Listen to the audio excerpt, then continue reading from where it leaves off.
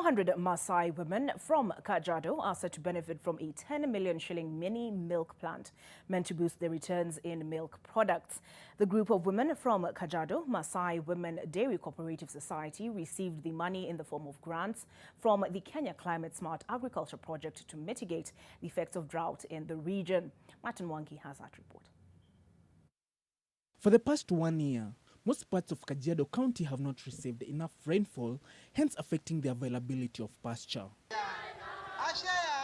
Most Kajiado residents are pastoralists who depend on livestock for livelihood, although lately, production of milk and other livestock products has plummeted due to harsh climatic conditions.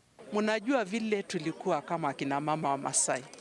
Hakuna mtu alikubali ya kwamba mama Masai ambaye hajasoma anaweza kupata pesa ambaye atatumia kubadilisha au kuinua maisha ya familia yao. But now, the Ministry of Agriculture, in collaboration with the World Bank, has stepped in to boost the Kajiado women's earnings in dairy enterprise with a 10 million shilling mini milk processing plant.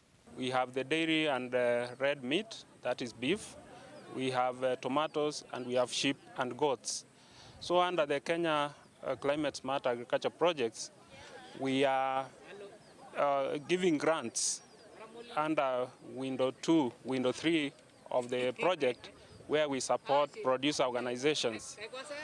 These producer organizations that are supported is to enhance productivity and also enhance resilience.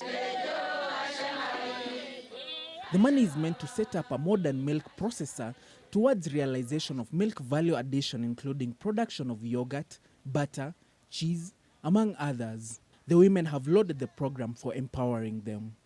However, they're urging the county government to improve the infrastructure in rural areas of the county to enable them transport the milk easily.